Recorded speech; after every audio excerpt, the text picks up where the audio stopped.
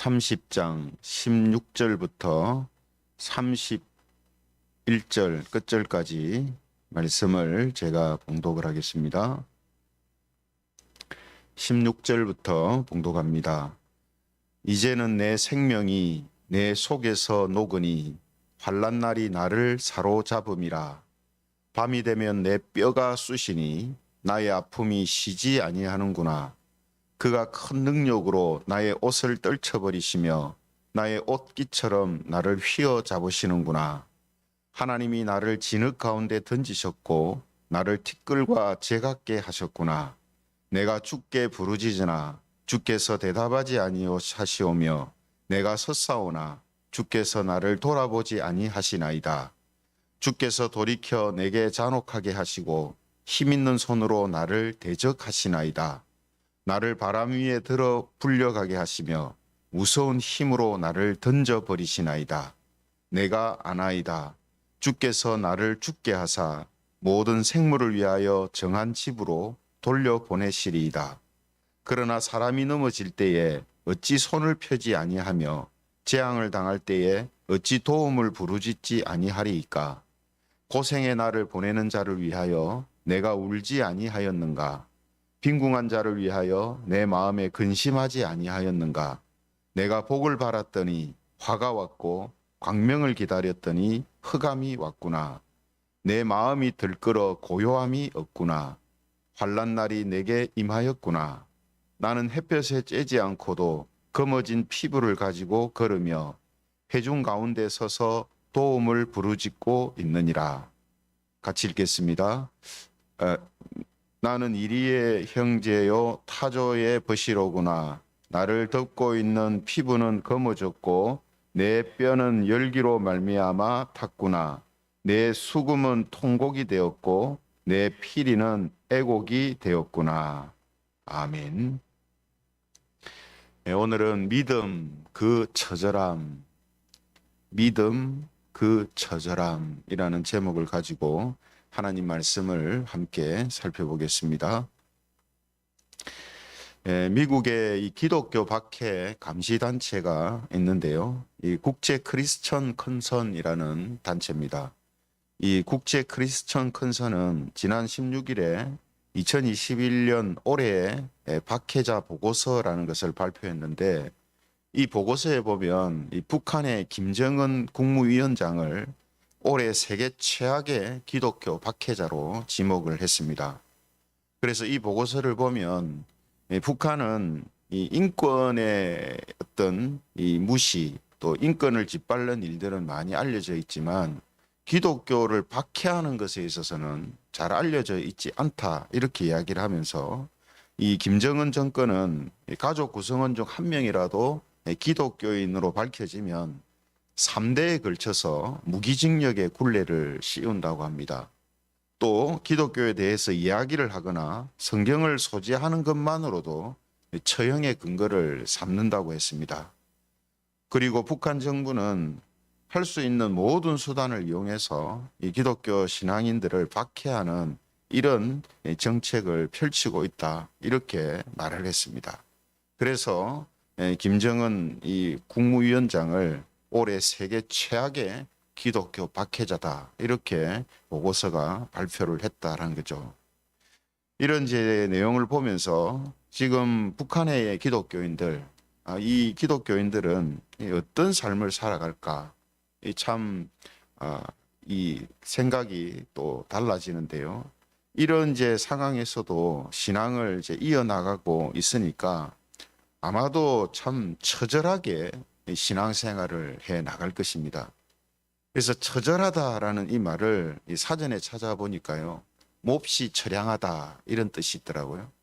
그래서 처량하다라는 말이 또 어떤 의미일까 하고 찾아보니까 마음이 구슬퍼질 정도로 외롭거나 쓸쓸하다 하는 것을 처량하다, 이렇게 표현을 한다는 겁니다. 그러니까 처절하다라는 말이나 처량하다는 말이나 같은 의미죠. 근데 처절하다라는 말은 더 심하다는 뜻입니다. 그래서 처절하다라는 말은 몹시 외롭거나 쓸쓸하다, 이런 뜻이 되는 거죠. 그래서 여러분, 이 기독교 믿음은요, 이 처절함이 있습니다. 아주 쓸쓸하고 외로움이 있어요. 그래서 우리가 하나님을 믿는다라고 할 때 이 믿음이라는 것이 하나님을 믿으니까 뭐 해피하지 않느냐, 행복하지 않느냐, 좋지 않느냐 이렇게 이야기를 하는데 물론 그런 면도 있죠. 근데 또 이 처절함이 있습니다. 신앙을 가지고 산다는 것이 정말 외롭고 쓸쓸함을 겪을 때가 많다 하는 것이죠. 어제도 우리 이제 영남노회 목회자 신년 준비 세미나가 있었는데요. 이 교회 이제 사정을 여러 가지 들어보면서 대부분의 교회들이 지금 상당히 이제 어렵고 특히 그 가운데서 목회자들은 마치 자기 책임인 것처럼 어떤 큰 부담을 이제 갖고 있는 것을 볼 수가 있었습니다.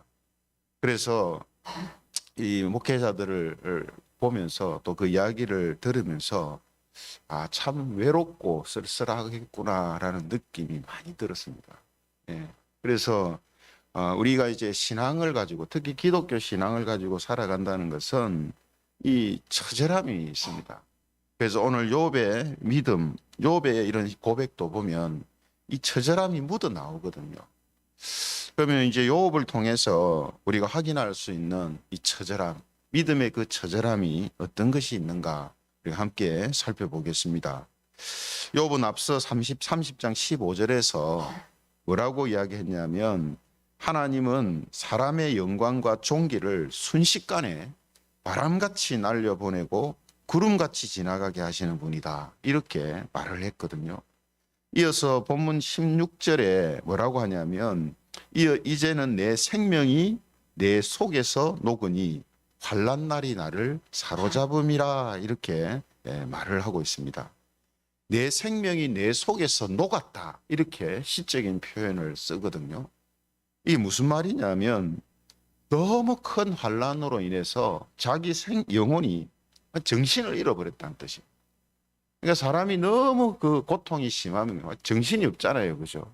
그것처럼 이 욥도 자기 생명이 자기 속에서 막 녹아버릴 정도로 너무 환난이 자기에게는 크게 다가왔다라는 거죠. 욥이 당한 여러 가지 환난 중에서 특히 오늘 본문에서는 육신의 이 질병과 고통에 대해서 설명을 합니다. 그래서 17절의 말씀을 보면 이렇게 이야기를 합니다. 17절에 보면요. 밤이 되면 내 뼈가 쑤시니 나의 아픔이 쉬지 아니하는구나. 밤이 되면 내 뼈가 쑤시고 나의 아픔이 쉬지를 않는다. 이걸 좀 더 자세하게 18절에 이야기를 합니다. 18절에 보면 그가 큰 능력으로 나의 옷을 떨쳐버리시며 나의 옷깃처럼 나를 휘어 잡으시는구나 이렇게 이야기합니다. 이것도 역시 시적인 표현이죠. 이 말은 무슨 말이냐면 이제 욥의 온몸에 이제 악창이 지금 나 있거든요. 악창은 이 막 그 살이 터지고 피와 고름이 막 이제 흘러나옵니다. 그러니까 밤에 이제 그 잠자리에 누우면은 그 피와 피고름이 밤새도록 흘러 나와서 마치 옷을 벗는 것 같다는 거예요. 그러니까 여러분 한번 상상해 보십시오. 그냥 뭐 조금 이렇게 나는 게 아니라 온몸에서 그렇게 하니까 피고름이 막 옷을 벗는 것처럼 그냥 막 술술술 그래 나온다는 거죠. 그리고 또 그 피고름이 어떻게 됩니까? 나오는 건 나오고 또 마르는 건 또 마르잖아요. 그냥 바삭 마르니까 그 고름이 이 옷에 말라붙고 몸에 말라붙어서 마치 다른 옷을 입는 것 같다는 거예요. 그걸 지금 나의 옷을 떨쳐버리시며 나의 옷깃처럼 나를 휘어잡는다라고 이렇게 이제 표현을 하는 겁니다. 그러니까 여러분 그 이제 고통은 말로 표현 다 할 수 없는 거죠. 오직 했으면은 그 뭐 기아로 몸을 막 긁었다 했잖아요. 예. 그러니까 밤새 이렇게 고통을 당하는 겁니다. 특히 피부병은 어떻습니까? 밤에 더 심하잖아요. 그러니까 지금 엄청난 고통을 지금 말하고 있는 겁니다. 그래서 28절에 보면은 이런 이야기도 합니다. 28절에 보면요. 나는 햇볕에 쬐지 않고도 검어진 피부를 가지고 걸으며 이렇게 돼 있어요. 우리가 햇빛에 많이 노출되면 피부가 새까매지잖아요. 근데 햇볕에 노출이 안 됐는데도 피부가 새까맣단 말이에요. 왜 그렇습니까? 이 피부병이 심하니까 피와 고름이 나고 또 말라붙고 나고 말라붙고 계속 반복하니까 피부가 시커매지는 거예요. 그래서 우리 아토피 있는 사람들 왜 이제 막 긁어가지고 그죠?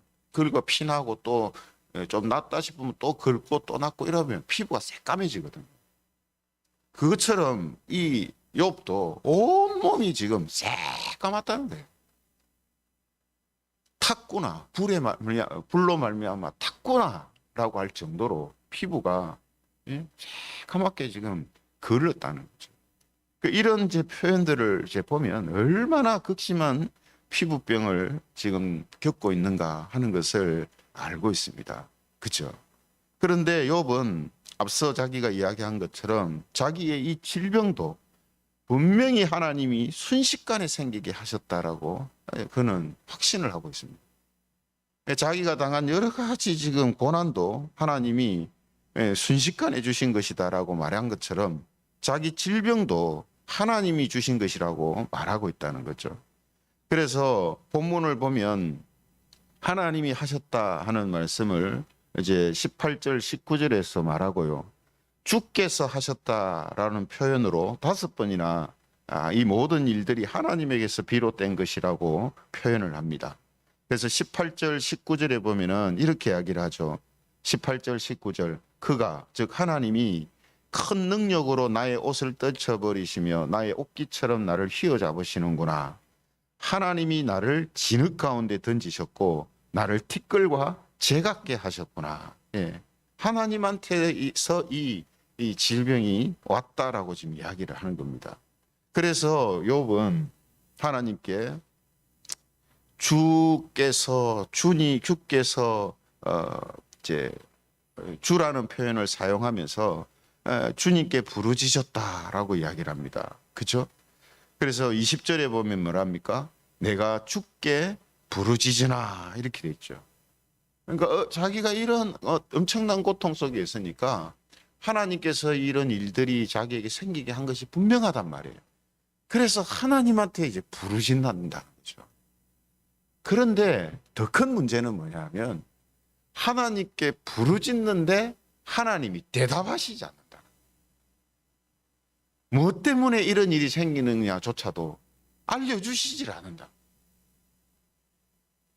분명히 자기는 특별한 죄를 저지른 것이 없는데 하나님이 무슨 뜻이 있어서 분명히 이렇게 하실 건데 무엇 때문에 그러시는지를 알려주시질 않는다는 거죠.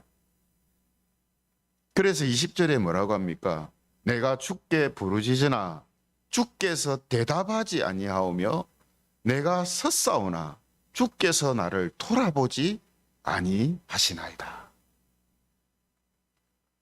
자기가 지금 방금 우리가 살펴본 것처럼 엄청난 지금 질병의 고통을 당하고 있단 말이에요.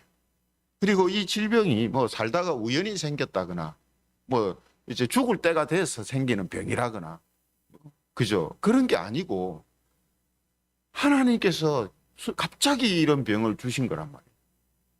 그래서 지금 하나님께 부르짖는데 하나님은 전혀 거기에 대하여서 아무런 사인도 주시지 않는다는 거죠. 여러분 이제 이런 상황이 되면 어떻게 되겠습니까? 욥의 아내 말처럼 하나님을 저주하고 죽자라는 생각이 들지 않겠습니까?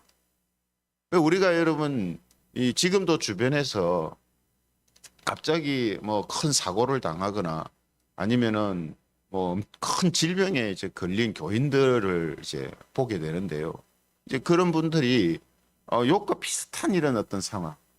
그러니까 뭐 젊은 사람한테 갑자기 뭐 암이 생긴다든지 또 뭐 나이 어린 사람이 사고를 당해서 큰 장애를 입는다든지 이랬을 때 막 자기한테 왜 이런 일이 생겼을까? 내가 아직 남은 날이 창창한데, 그죠? 내가 아직 할 일이 많은데 왜 이런 일이 생겼을까? 그래서 하나님께 막 기도하고 부르짖는데도 하나님은 전혀 거기에 대해서 말씀하시지 않는단 말이죠. 물론 나중에는 하나님의 뜻을 알게 됩니다. 그죠? 알게 되는데, 그런 과정 속에서 전혀 하나님이 말씀을 하시지 않는 이런 상황을, 또 이런 일을 이제 경험하게 된다는 거거든요.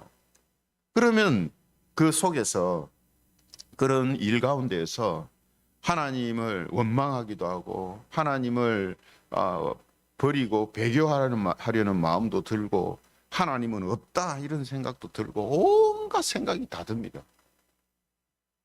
이건 이런 일을 당해본 사람만이 겪는 거예요. 이런 일을 안 당해본 사람은 뭐 그래도 믿음으로 살아야지 쉽게 말을 할 수 있지만, 이걸 당한 사람들은 정말 욥처럼 정말 진짜 처절하게 이 믿음의 이 어떤 상황을 걸어가는 거거든요. 그러니까 여러분, 지금 욥의 이런 모습을 본다면, 또 이런 일을 당한다면 여러분 이 상황 속에서 처절함이 느껴지지 않겠습니까? 정말 처절함이 느껴지죠. 하나님의 저주를 받은 자처럼 모든 것을 다 잃어버리고 검어진 피부를 가지고 걸으며 하나님을 찾고 부르짖는데도 전혀 하나님이 응답하시지 않고, 그런 욥을 보는 사람들이 얼마나 또 비웃고 있습니까? 예? 저래 지금 저런 일을 당하면서도 저래 하나님한테 부르짖는다, 찾는다, 하나님 찾는다. 예? 하나님이 어디 있다고 저렇게 하나님 찾는다. 하나님이 있다면 자기한테 저런 일을 했겠나. 온갖 조롱과 비웃음을 당하면서 있단 말이죠. 그런데도 여러분, 욥은 어떻게 합니까? 계속해서 하나님을 찾고 부르짖습니다. 28절에 보십시오. 28절에 이렇게 얘기합니다. 나는 햇볕에 쬐지 않고도 검어진 피부를 가지고 걸으며 회중 가운데 서서 도움을 부르짖고 있느니라. 전혀 응답하시지 않는데도 계속해서 하나님을 찾고 부르짖는다는 거죠. 이런 모습이 욥의 일상입니다. 일상. 그래서 29절에 보면은 뭐라고 합니까? 29절. 나는 이리의 형제요 타조의 벗이로구나. 이리의 형제요 타조의 벗이구나. 이게 무슨 말입니까? 매일 이리처럼 부르짖는다는 거예요. 매일 이리처럼 하나님께 부르짖고 타조처럼 소리를 낸다는 말이에요. 네. 그래서 나는 이리의 형제다, 타조의 벗이다, 이렇게 이야기를 하는 겁니다. 그래서 성도 여러분, 욥은요 지금 기독교의 믿음의 처절함이 무엇인가 하는 것을 잘 보여주고 있습니다. 이 기독교 믿음의 처절함이 뭡니까? 부르짖어도 대답 없는 하나님을 믿고 죽을 때까지 계속해서 하나님을 찾고 부르짖는다는 것입니다. 이 처절함이에요. 그죠? 그냥 안 하면 그 처절함은 없을 건데 계속해서 하나님을 찾고 부르짖는, 여기에서 처절함이 있는 겁니다. 서두에 말씀드린 북한의 이 기독교인들이 박해 속에서도 하나님을 찾고 부르짖으며 신앙을 포기하지 않는 이런 모습이 어떻습니까? 이게 바로 이 믿음의 처절함이거든요. 북한의 상황 한번 보세요.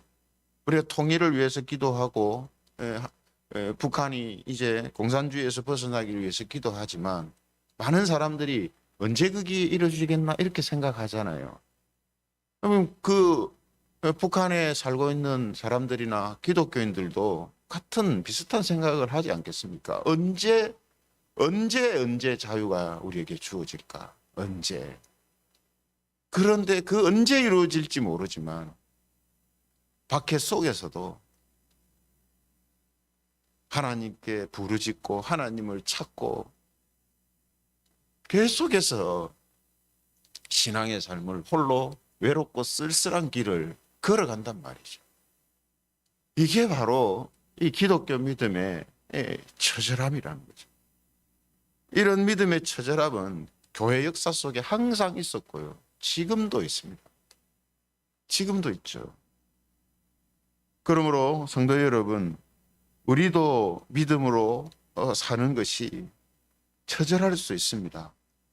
몹시 외롭거나 쓸쓸할 수 있습니다. 그런데도 죽을 때까지 하나님을 믿고 그분을 찾고 그분께 부르짖는 것, 이것이 믿음의 처절함이면서도 동시에 믿음의 능력입니다. 이 아이러니죠. 정말 외롭고 쓸쓸한 신앙의 길을 걸어가는데 그 걸어갈 수 있는, 그렇게 걸어가게끔 만드는 게 뭐냐면 이 믿음의 능력이라. 그리고 믿음의 아름다움. 얼마나 아름답습니까? 우리가 여러분 이런 처절한 믿음을 가지고 사는 사람들을 보면 참 안타깝기도 하면서도 동시에 믿음을 가진 사람들은 아름답다라는 느낌을 가져요. 아, 아름답다. 저게 믿음의 모습이구나. 믿음의 능력이구나. 예, 그거죠. 그래서 믿음의 처절함은 곧 믿음의 능력이고 믿음의 아름다움이에요. 예. 이게 같이 이제 나타나는 거죠.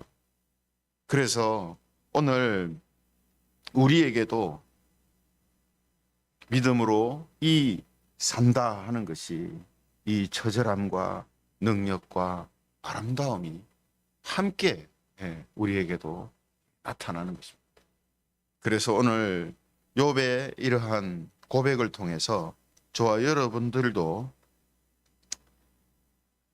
우리의 믿음이 처절함이 있을 수 있다라는 사실을 다시 한번 생각하면서 이 처절함이 우리에게 있을 수 있지만 이 처절함은 곧 믿음의 능력이며 믿음의 아름다움이다라는 사실을 다시 한번 기억하고 저와 여러분들에게 주어진 하루하루를 믿음으로 어떤 상황, 어떤 경우에 처하더라도 하나님께서 계시며 하나님의 뜻이 이루어질 것이라는 확신을 가지고 하나님께 부르짖으며 하나님을 찾고 하나님을 의지하며 걸어가는 그런 저와 여러분들이 되시기를 주님의 이름으로 축원합니다.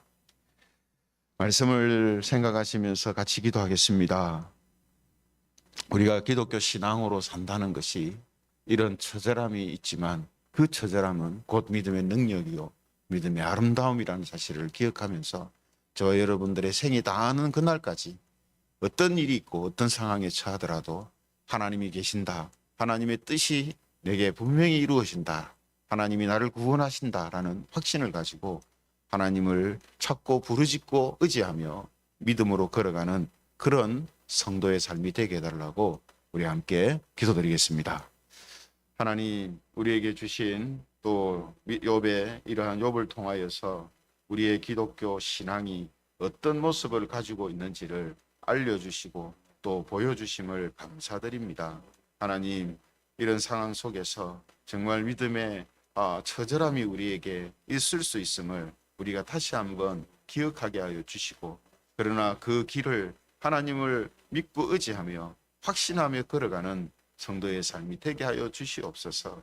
그래서 하나님, 정말로 하나님을 믿는 믿음이 우리의 삶 속에서 능력으로 나타나게 하여 주시고, 또한 그 믿음의 걸음이 아름답게 비춰질 수 있도록 하나님 저희를 붙들어 주시옵소서. 우리의 삶이 매일매일 이런 믿음과 확신 가운데 살아가게 하여 주시고, 어떤 상황, 어떤 처지에 있더라도 하나님을 믿고 의지하는 믿음의 삶을 살게 하여 주시옵소서. 우리가 항상 지켜주시고 인도하여 주시며 하나님의 뜻이 이루어지는 삶으로 인도하여 주시기를 간절히 소원합니다. 늘 붙들어 주시며 주님의 뜻이 이루어지는 삶이 될 수 있도록 도와주시옵소서. 우리 북한 지역을 비롯해서 또 전 세계에 흩어져 생활하는 모든 이 기독교인들을 위해서 기도하면 좋겠습니다. 특별히 박해를 심하게 받고 있는 그런 사람들을 위해서 기도하면 좋겠습니다. 올해 기독교 최고의 박해국은 나이지리아다라고 또 보고서가 밝히고 있습니다. 그래서 박해가 있는 나라 또 그 성도들을 위해서